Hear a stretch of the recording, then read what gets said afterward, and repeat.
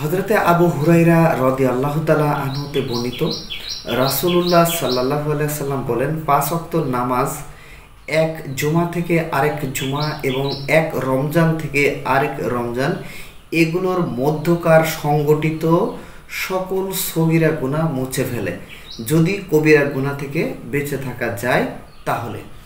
হাদিসটি সহিহ আল মুসলিমে ২৩৩ এবং তিরমিজিতে ২১৪ নম্বর হাদিস হিসেবে হাদিসটি সংকলন করা হয়েছে।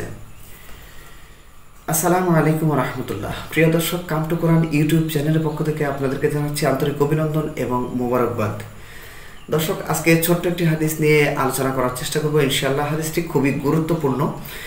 এখানে বলা হচ্ছে, রাসূল সাল্লাল্লাহু আলাইহি ওয়াসাল্লাম বলছেন যে হযরত আবু হুরায়রা রাদিয়াল্লাহু তাআলা আনহুতে বর্ণিত, তিনি বলেন, রাসূল সাল্লাল্লাহু আলাইহি ওয়াসাল্লাম বলেন, ৫ ওয়াক্ত সালাত এক জুমা থেকে আরেক জুমা এবং এক রমজান থেকে আরেক রমজান পর্যন্ত এর মধ্যে যত সংগঠিত সগীরা গুনাহ রয়েছে তা সবগুলোই মুছে ফেলে, যদি কবিরা গুনাহ থেকে সে বেঁচে থাকে, অন্যথায় নয়। হাদিসটি সহিহ আল মুসলিমে ২৩৩ এবং সহিহ তিরমিজিতে ২১৪ নম্বর হাদিস হিসেবে হাদিসটি সংকলন করা হয়েছে। দর্শক, আমরা জানি যে পবিত্র কোরআনে ঘোষণা করা হয়েছে, ইন্নাস সালাতা তানহা আনিল ফাহশাই আল মুনকার। পবিত্র কোরআনের এই ঘোষণা অনুসারে আমরা বুঝতে পারি যে সালাত সমস্ত ফাহশা বা বাজে কাজ থেকে মানুষকে বিরত রাখে, বা এমনটাই হওয়ার কথা ছিল।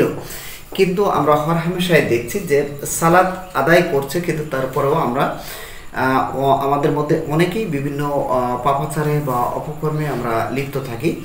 এখানে কিছু বিষয় আসলে রয়েছে, আমাদের ইমানের বিষয় রয়েছে, আমাদের তাকওয়ার বিষয় রয়েছে। বিভিন্ন বিষয়গুলোর আসলে সামষ্টিক একটি রূপ হচ্ছে সালাত কতটা গুরুত্ব সহকারে আদায় করছে, সেই বিষয়টা এইগুলোর উপর মূলত নির্ভর করে। এই হাদিসটিতে বলা হচ্ছে, যে ব্যক্তি ৫ ওয়াক্ত সালাত আদায় করে সেই ব্যক্তির সকল সগীরা গুনাহ কিন্তু মুছে ফেলা হয়, বা সগীরা গুনাহগুলো আল্লাহ মাফ করে দেন, যদি এখানে একটা শর্ত আরোপ করা হয়েছে যে যদি ওই ব্যক্তি কবিরা গুনাহ হতে যদি বেঁচে থাকে বা বেঁচে থাকার চেষ্টা করে। কবিরা গুনাহ আসলে বড় গুনাহ, আমরা জানি যে গুনাহ কবিরা যেগুলো, যে বড় গুনাহ, এইগুলো থেকে আসলে আমাদের নিজেদেরকে হেফাজত করা উচিত বা হেফাজত করা আবশ্যক। যদি কবিরা গুনাহ, যেহেতু এই গুনাহগুলো তওবা না করলে মহান রব্বুল আলামিন আসলে মাফ করেন না, অর্থাৎ এই গুনাহগুলো আমরা একবারই করতে পারি, যদি করেই ফেলি তাহলে সেখানে একবারই আমার জন্য সুযোগ রয়েছে, দ্বিতীয়বার কিন্তু তওবা করে এই গুনাহ থেকে আমাকে ফিরে আসতে হবে। অর্থাৎ তওবা ব্যতীত কিন্তু কবিরা গুনাহ মাফ করার কোনো সুযোগ নেই। তো সেই ক্ষেত্রে সবচেয়ে বড় কবিরা গুনাহ বা সবচেয়ে বড় যেটা, সেটা হচ্ছে মহান রব্বুল আলামিনের সাথে কাউকে তুলনা করা, অর্থাৎ শিরকে লিপ্ত হওয়া বা শিরকের মতো কার্যকলাপ করা। এগুলো হচ্ছে কবিরা গুনাহের মধ্যে সর্বোচ্চ মানের গুনাহ, যেটা কখনোই মহান রব্বুল আলামিন মাফ করবেন না। পবিত্র কোরআনে একাধিক জায়গায় বা অনেক জায়গায় এর ঘোষণা রয়েছে যে মহান রব্বুল আলামিন শিরকের গুনাহ মাফ করেন না। এই হাদিস দ্বারা আমরা এটা বুঝতে পারছি যে মানে সালাতের গুরুত্ব কতটা আমাদের জীবনে বা এই পৃথিবীতে সবচেয়ে গুরুত্বপূর্ণ কাজ হিসেবে, সবচেয়ে তাৎপর্যপূর্ণ এবং মানুষের জন্য আবশ্যকীয় সবচেয়ে মানে প্রথম এবং প্রধান কাজ যেটা, সেটা হলো সালাত।